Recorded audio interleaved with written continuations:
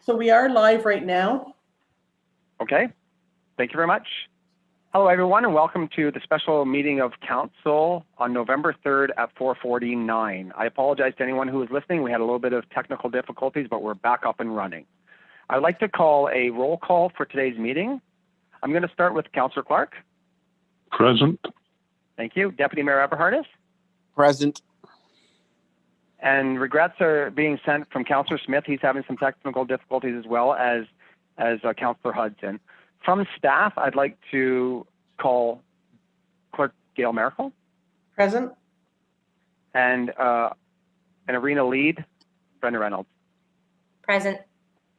Thank you very much. Okay, so the reason I'd like to have a motion, please, to adopt the agenda. Eberhardis move. Thank you very much. I'll take that. Seconder. I'll second that. Thank you very much, Councillor Clark. Any objections? I'm hearing none. Carried. Thank you very much. Next, we have disclosure of interest. Are there any disclosure to note tonight? None. None. None noted. Thank you. Okay, so moving on to the purpose of this meeting. The purpose of this meeting is to review the Desirado Community Center ICE rental rules and regulations. So that's going to take us into 5.1, where we've received an email from the president of the Desirado Minor Hockey Association, just highlighting some of the challenges or the barriers that they may have with our current rules. Second piece of correspondence is 5.2, which is a report from the Desirado Community Center lead hand with respects to specifically with respects to allowing parental guidance for certain age groups in our arena. So what I would like is I'd like to have a motion, please, to receive 5.1. Eberhardis So move. Thank you very much. I'll take the Deputy Mayor and then seconded by Councillor Clark. Any discussion required on the email itself before we go into discussion about the report? Nope. Hearing none? Carried as received. Okay, so the next piece of correspondence is 5.2, which is the report from the Desirado Community Center lead hand. And I'll have a motion, please, to get that on the table for discussion purposes. Eberhardis so moved. Thank you very much, Deputy Mayor, and seconded by Councillor Clark. Yep. Thank you very much. It's on the table. So as I mentioned briefly, we are here because the guidelines are they change also often these days with respect to COVID-19 protocols. And when council met originally to discuss the reopening of our facility in the middle of October, we went by recommendations that was presented by the community lead hand, or CAO, in conjunction with Desirado Minor Hockey. At that point in time, the best information was given to us, and we made our decisions based on that. Since then, there has been some changes and some lifting of certain restrictions and changes in a few protocols. What I've done is I've called a special meeting tonight to help try to address these in order to give Desirado Minor Hockey the ability to move forward with the registration process and see if maybe we can overcome some of the hurdles or the barriers that they're currently receiving. I'd like to take a moment to thank the arena lead hand for taking the time and producing a new document. A lot of information in there, and we have Brenda here to answer any questions that council may have. So with that being said, I am going to put it over to the Deputy Mayor, who has moved it to get it on the table. Thank you very much. Deputy Mayor?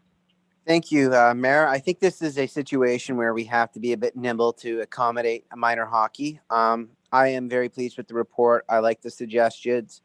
If I might add, I know a lot of arenas are encouraging their players to come ready to play, dressed, ready to play. I think that might be a good thing that we do as well in order to keep the number of parents and kids out of the confined spaces, which are our dressing rooms.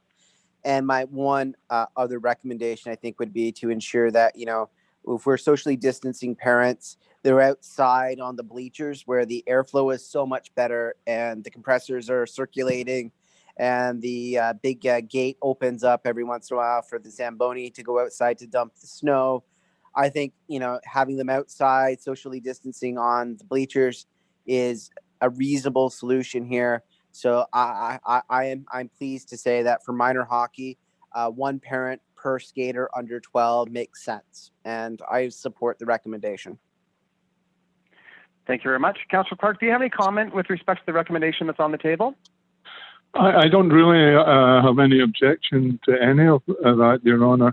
The only question I would ask, and I don't know who would answer this, but the one parent situation, is there any possibility whatsoever of both parents being allowed into the arena. I'm thinking of young children, and the mum and the dad bring the young child to the arena, and one of them have to stay out while the other goes in. I don't know how many are on a team, but say there was 15 kids per team. So if it was 2 parents, that would be 30 parents, and I'm sure we could spread them out over the arena. That's the only thing that I would bring up in connection with this. Otherwise, I'm in full agreement. Thank you very much, sir. I'm going to ask Brenda if she could comment. Brenda, Yeah. I believe the protocols are 1 parent, 1 guardian in the facility, and that's standard across most arenas right now. Yeah, that's pretty much all across the board right now, is just one parent. And, I've talked to parents that are, say, using the Napanee facility. They're alternating between, like, say the mother would go one week, the father would go the next week. And that's just the way it goes. And they're not in any complaints.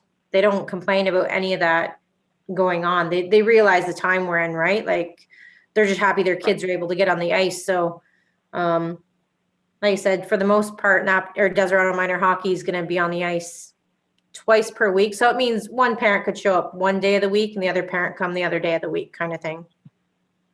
Thank you.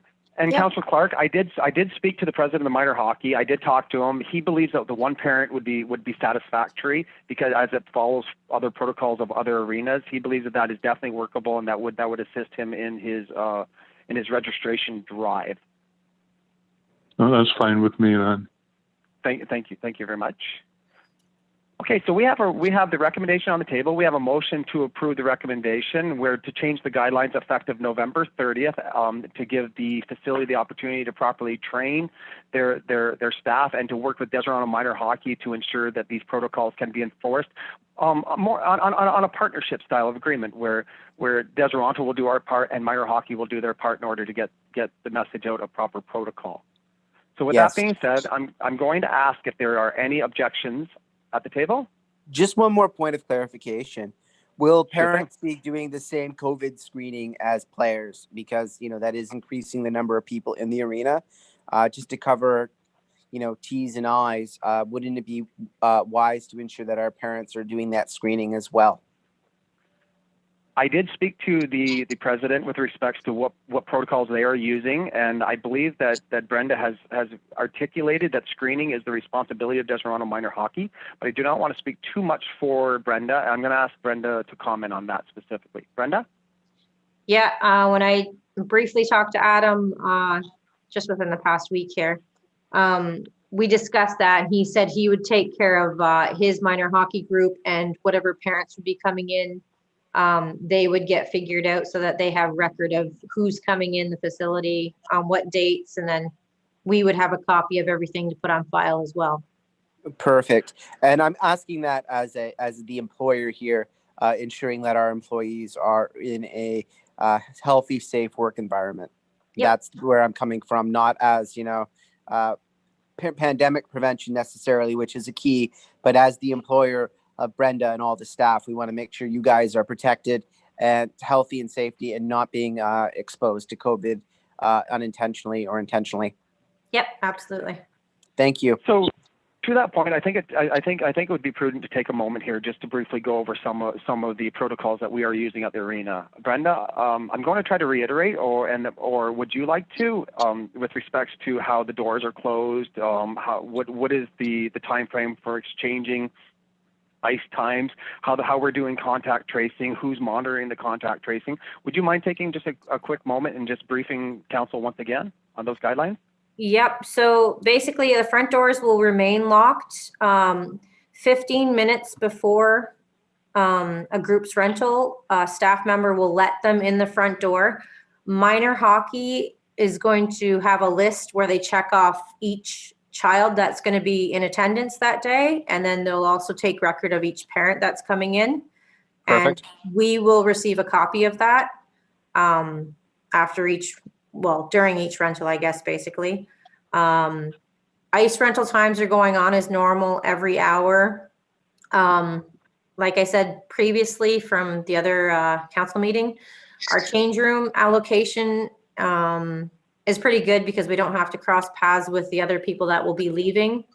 So aside from that, yeah, it's, and I'll keep everything on file at the arena once I receive it from minor hockey. Great. Yeah. Any further clarification required from anybody at the table before I call the motion? Hearing no objection to this motion?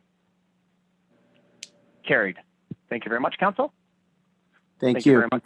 Since we have Moving Brenda on on the line, just one quick question, Brenda. Yep. How are the other rentals filling out with the schedule? Is it looking good? How's the sustainability looking at this point? I know we're having you report back every month, but Yeah. just out of curiosity, how's it looking at this point? It's the rentals are still pretty light. Nobody's wanting to commit to the long-term things. I'm getting more of, basically someone will rent 2 or 3 rentals and they'll go from there. Nobody's looking for renting for like the duration of the whole season. It's not going as as good as I was hoping it would. Okay. So I know I've And had that's- Patrick putting posts up and stuff saying we're accepting rentals and whatnot. So Yeah. hopefully once we get rolling and people realize that we actually have the ice in, we get some more phone calls, I'm hoping. Yeah, and that's not a reflection on the work that you're doing. I've seen the posts. It's out there in the community for sure. I think we might be feeling some COVID effects on this one. Yeah. Okay, thanks So- for that update, Brenda. I appreciate You're it. welcome. So Brenda, to that point, we're going to continue to monitor the participation. We will take a very deep dive at the end of this year to take a look at whether or not we continue with the service into the new year. So like the Deputy Mayor said, this has no reflection on the efforts made by staff. It just simply might be the situation that we're in 2020. Yep. So with that being said, I would like to ask that the Deputy reads bylaw to confirm proceedings of council, bylaw 64-20. Thank you. I would like to read bylaw 64-20 a first, second, and have it come into effect this 3rd day of November, 2020. Second, Second that. thank you very much, sir. Any objections? Hearing none? None. Carried. Motion to adjourn, please. Ever heard us? Thank you very much. I will take that, and I'm sure it's seconded by Councillor Clark. That's correct. Thank you very much, everyone. Have yourself a great night. Good night, sir. You too. You can. Take care. Good night.